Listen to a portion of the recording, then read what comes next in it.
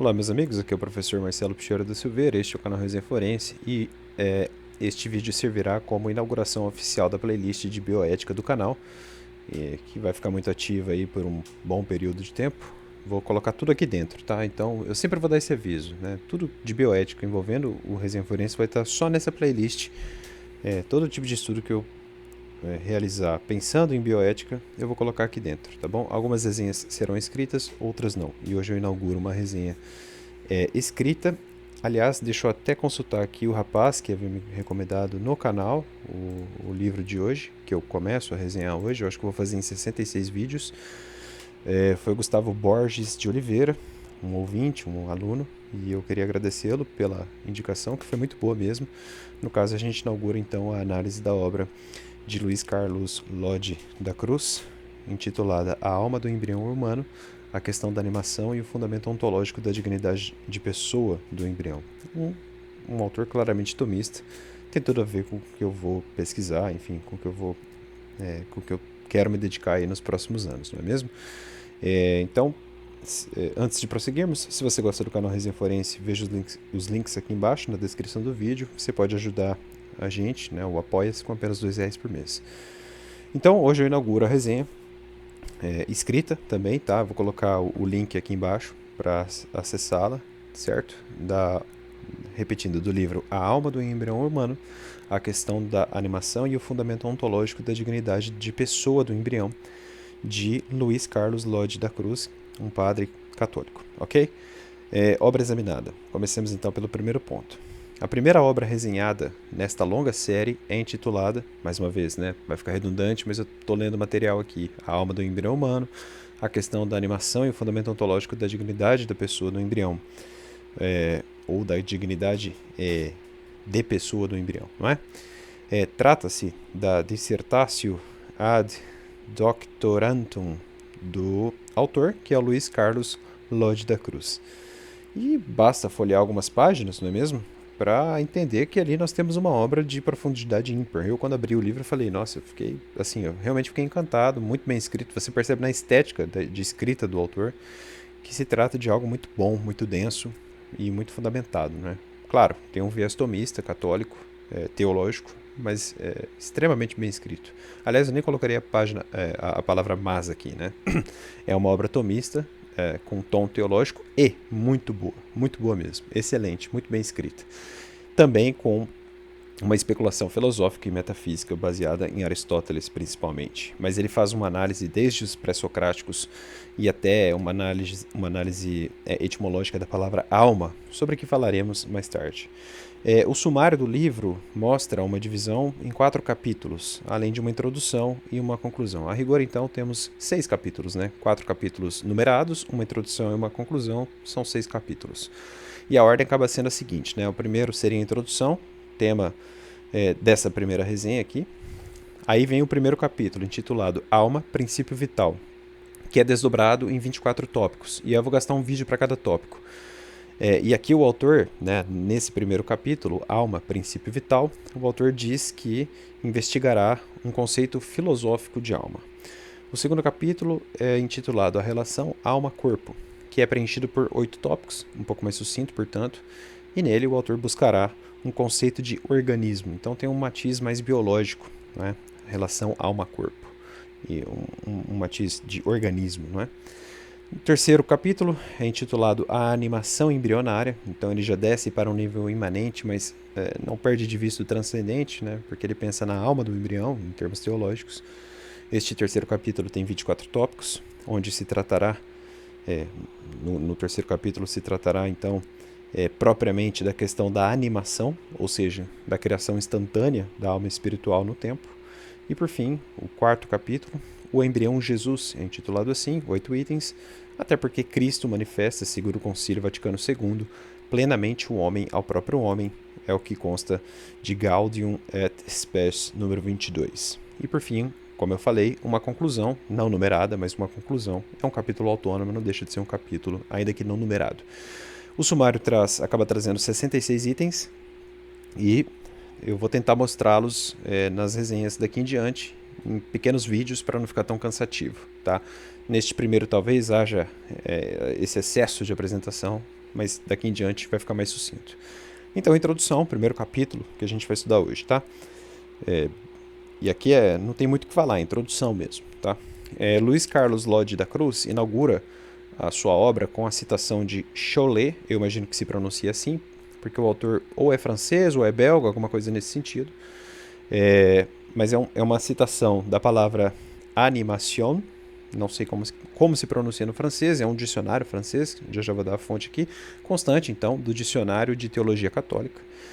O título está em francês, eu não vou me arriscar a ler aqui no vernáculo francês, mas o dicionário de Teologia Católica, editado por Vacan e também por Mangenot, numa editora de Paris, o tomo 1º de 1909. Felizmente eu encontrei, está no rodapé aí do PDF, quem quiser acessar depois, eu encontrei uma versão facsímile desse dicionário. E essa citação traduzida pelo próprio autor, agora resenhado, seria a seguinte, abre aspas: "Não estamos mais no tempo em que teólogos, filósofos e médicos disputavam a aporfia de animatione foetus, em latim. Os progressos da ciência puseram um termo a todas essas discussões. O germe recebe no momento da concepção o princípio vital, o sopro da vida. E não é possível, a este respeito, assinalar nenhuma diferença entre a criança que acaba de nascer e aquela que está ainda encerrada no seio materno entre o feto de 9 meses e o ovo fecundado há algumas horas." Tais palavras, meus amigos, traduzidas pelo autor, que hoje resenho, que é o Lodge da Cruz, foram pronunciadas por um médico chamado Cazeaux, escreve C-A-Z-E-A-U-X, eu suponho que se pronuncia assim. Eu encontrei, naquela versão francesa que eu falei, facsímile, se vocês entrarem lá no termo animation, peguem lá o link número 6 que vai ter essa citação lá dentro em francês, tá? No original facsímile. Mas essas palavras aí são desse sujeito, Dr. Cazeaux, um médico, provavelmente, na Academia de Medicina de Paris, uma palestra, então, de 10 de fevereiro de 1852. E aí o nosso autor diz, pouco depois da descoberta do óvulo por Carl Ernst von Baer, em 1826. Sucede que as disputas filosóficas e teológicas permaneceram e ainda permanecem. Aliás, aqui estamos hoje debatendo mais uma vez esse assunto, Eu acho que a gente vai debater sempre. Sobre Carl Ernst von Baer, eu sei que não tem muito a ver com o que eu quero pesquisar, mas eu deixei salvo, deixei registrado aqui, quem sabe uma pesquisa posterior, já coloquei algumas referências. O Ernst von Baer, ele tem uma biografia muito interessante e o nome dele, aparentemente, acaba sendo até indissociável de uma historiografia para uma bioética, pensar numa história de bioética. A respeito, eu citei o texto de Erkki Tammiksaar e também de Sabine Brauckmann. Não sei se pronuncia assim, tá? Acho que são autores da região ali da Rússia ou de algum país da Europa Oriental. Mas esses autores têm um texto chamado, e me perdoem aqui o inglês e o alemão enferrujado, Carl Ernst von Bayers. Aí seria assim, Carl Ernst von Bayers, R com tracinho S, para designar que é dele, e aí vem a obra em alemão, Über Entwicklung Geschichte der Tiere 2 and its, aí fecha aspas, and its unpublished drawings. Isso aí está numa revista chamada History and Philosophy of Life Sciences, de fevereiro de 2004. Neste paper há algumas considerações interessantes sobre a vida do von Baer e alguns desenhos de estudos do próprio von Baer sobre o desenvolvimento embrionário de porcos, salvo engano, tá? Pelo que eu bati o olho. E também um segundo texto, dessa vez só do Erkki Tammiksaar, mas o mesmo autor antes citado, sem a Sabine, chamado The Contribution of Carl Ernst von Baer to the Study of Ethnic Minorities in Russian Empire, um recorte de 1819 a 1878.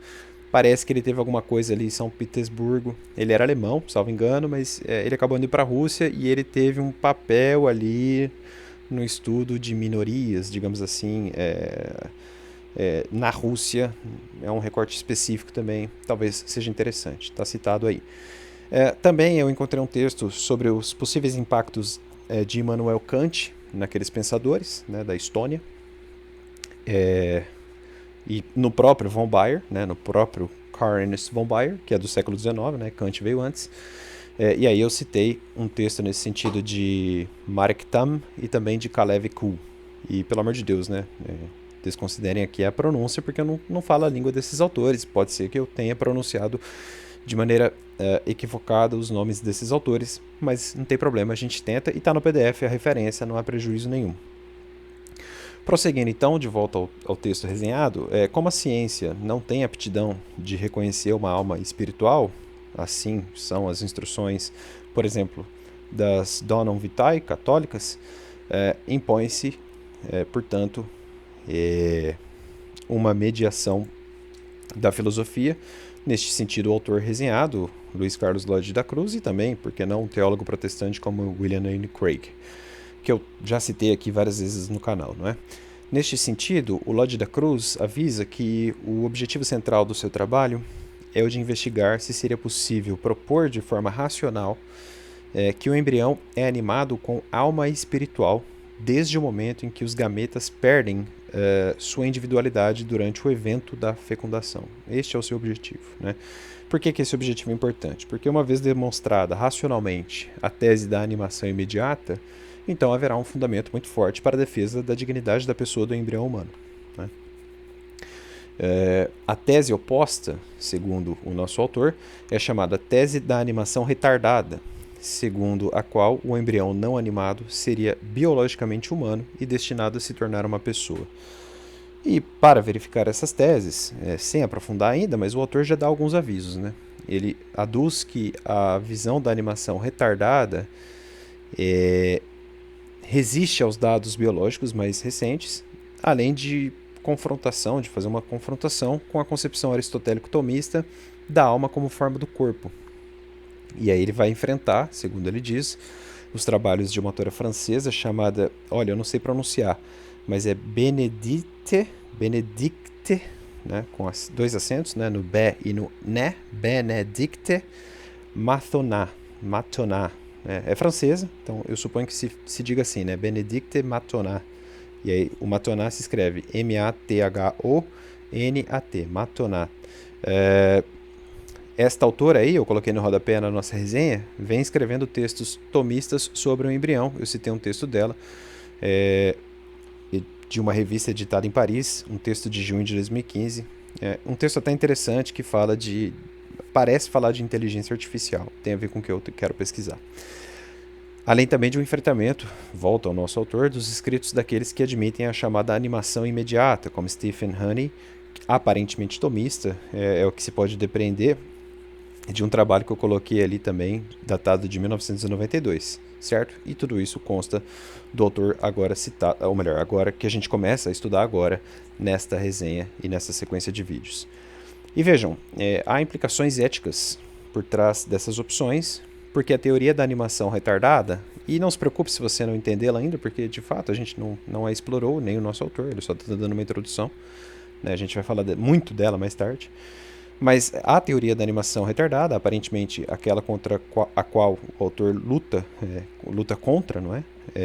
Aquela que desculpa, a teoria da animação retardada é aquela que o nosso autor, resenhado, luta contra, não é? Pronto, agora ficou mais claro. Mas a teoria da animação retardada teria justificado, por exemplo, número 1, uma possível legitimação do aborto por parte de Joseph Council, e letra B, número 2, a defesa de experimentação com embriões humanos não animados, entre aspas, por parte de leitores de Norman Ford. Norman Ford, eu fui consultar, tem um livro intitulado, deixa eu ver aqui a rodapé, só um instantinho,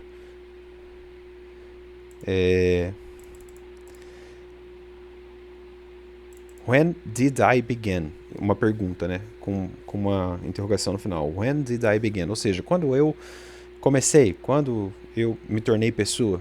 Eu acho que é nesse sentido. Este livro foi editado pela Cambridge University Press em 1988 e seria este livro, né, que os seus leitores teriam utilizado para defender essas teses. No Brasil isso se descamba, por exemplo, com a chancela do Supremo Tribunal Federal sobre a nossa Lei de Biossegurança. E aí civilistas dizem hoje com muita tranquilidade, só para ilustrar e sem fazer qualquer apontamento crítico, mas só para trazer uma citação fria de Gustavo Ferraz de Campos Mônaco, um civilista, salvo engano, da USP, que diz o seguinte: a definição que hoje se dá na legislação brasileira, ou na CITUR e na doutrina brasileira, garante sim proteção até aos bebês de proveta, que foram concebidos fora do útero materno, mas a ele implantados logo em seguida ou posteriormente, né, com anidação, portanto. Mas, segue o autor citado, Gustavo Mônaco, no estágio atual do nosso direito, a proteção só é deferida aos embriões ligados ao útero materno pelo cordão umbilical e respectiva placenta. Aqueles embriões fertilizados que se encontrarem congelados em laboratórios não gozam de tal proteção, embora já haja projeto de lei nesse sentido. E aí, o Congresso talvez esteja um pouco omisso, não é? No próximo vídeo, a gente vai trabalhar o primeiro capítulo, de fato, da obra, intitulado Alma, Princípio Vital, e ele desmembra, como eu falei, em vários tópicos. Antes do tópico 1, ele traz algumas palavras, a gente vai explorá-las, mas o tópico 1 seria os pré-socráticos, então ele vai fazer um levantamento filosófico da palavra alma. Tá? Ele vai gastar um longo tempo para falar sobre isso, muito interessante para fins de bioética, principalmente em questões teológicas. Muito bem, então, meus caros, um abraço forte, PDF no academia.edu, vou colocar o link aqui embaixo, tá certo? Até mais, curta o vídeo, se inscreva, seja bem-vindo, deixe o seu comentário. Se você faz medicina e quer participar, é de grande valia a sua ajuda para mim neste momento de minha vida, ok? Até mais, pessoal, tchau.